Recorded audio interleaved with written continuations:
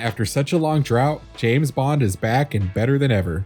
Developed by IO Interactive, 007 First Light reboots the series with a fresh take that distances itself from the films. It dives into an origin story that showcases Bond's journey from Royal Navy air crewman to the 00 agent we all know and love. Whether you're an MI6 veteran or a new recruit, here are 007 things to know before starting 007 First Light. Well, what are we waiting for? There's that English sang-froid. Bonne chance, James. First Light feels like a fusion of a few different games put into one. At first, it may feel something you would expect from the likes of Uncharted, with linear, bombastic action set pieces. As you continue, it starts to feel like IO Interactive's recent Hitman trilogy, with open-ended levels full of many ways to progress. First Light constantly oscillates between these two structures throughout its entire runtime, all the while sprinkling in melee combat similar to the Batman Arkham series, and environmental interactivity similar to Watch Dogs. Unlike most games, 007 First Light heavily limits when Bond can actually fire a weapon.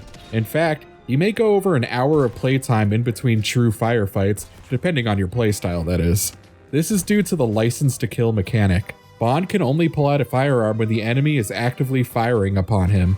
You'll see this signified by the license to kill text at the top of the screen, highlighted by a red glow. Don't expect to be collecting large reserves of magazines during the license to kill sections. First Light actively encourages you to be constantly swapping out your gun with those of your fallen enemies.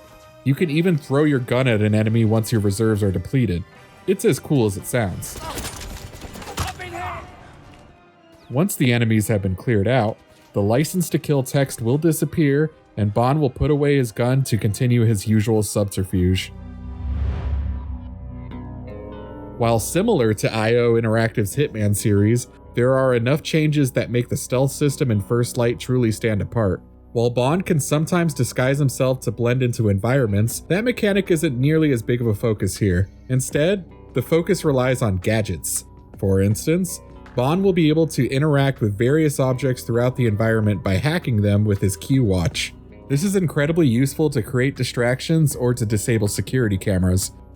You'll also have a poison dart phone that can disorient enemies, a camera that creates a powerful shockwave, a laser watch that can break locks or temporarily stun enemies, and more. To use these gadgets, you need either electrical or chemical resources that you can find scattered throughout the level. While there are plenty of resources to be found, the challenge relies on the fact that you can only hold so much of these resources on your person, and it all runs out rather quickly. If you are planning to use your gadgets in quick succession, it's not a bad idea to be mindful where you can refill your resources after doing so. Between missions, Bond will be able to equip your choice of 2 gadgets in combination to the Q watch. Later in the game, you can equip 3 gadgets. I recommend that you pick a mix of gadgets that use both electric and chemical resources to maximize your potential. When you use a gadget to stun someone, keep an eye on the timer over their heads. The laser watch will only stun for a few seconds, which is great for a quick pickpocket or to quickly sneak by someone guarding an entrance. The dart phone, on the other hand, will last much longer, which is useful if you need an enemy to leave an area for an extended period of time. Keep in mind that heavier armored enemies seem to recover from a stun much more quickly. On the bottom of the screen, you'll see Bond's counts of instinct points and the various options on how you can spend those points. Being the smooth talker that he is, Bond may be able to talk himself out of a jam using the bluff mechanic. While this will work for your average low-level henchman, you won't be able to bluff Watcher-type enemies. You also won't be able to rely on disguises around these enemies. Watchers are signified by a white dot icon on top of their head. Using Instinct, you can also lure enemies to your current location, setting them up for a potential trap. During combat, you can spend Instinct by essentially activating bullet time using the focus mechanic. When you do, you should pay attention to the Instinct meter on the bottom left-hand side of the screen, which gives you a more granular look on how much more Instinct you can spend to slow down time. You might be wondering how you gain Instinct? Well, by doing cool spy stuff, of course. Eavesdropping on others to find valuable intel, silently knocking out enemies, and successful kills. will all give you instinct. While exploring the more open-ended levels, Bond can find hints on the various ways to progress.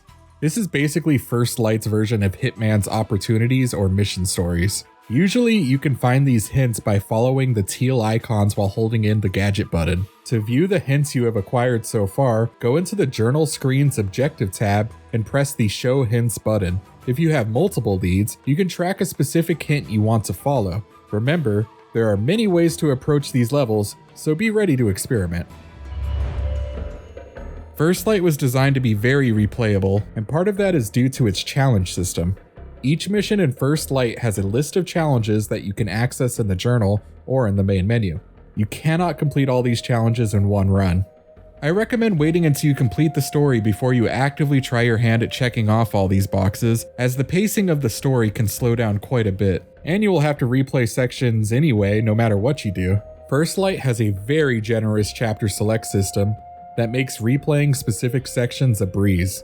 As far as the challenges go, the usual suspects for a stealth game are here, like Pacifist, which asks that you complete specific parts of levels without killing enemies. Ghost, on the other hand, asks you to get through specific parts of levels without being spotted. With that in mind, I'd recommend that you read what these challenges are asking for very carefully. Both Pacifist and Ghost may have extra specific stipulations that aren't exactly clean cut.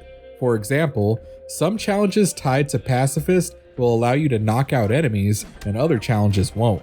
It can be a bit confusing. While sneaking up behind an enemy might be called a takedown, that's not the same as taking out an enemy as described in the challenge text. Completing these challenges can unlock items for the tactical simulator. What's that, you might ask? In Q's lab, Bond will find the tactical simulator, or TAC-SIM, that you can access. You can also access it on the main menu. At first, it may seem like these are just some additional training missions for the player to try their hand at, but in reality it is much more than that. The TAC-SIM essentially acts as the online component of First Light. You have leaderboards, a progression system with unlockables, and a plethora of missions to try your hand at. There are two types of missions, escalations and operations.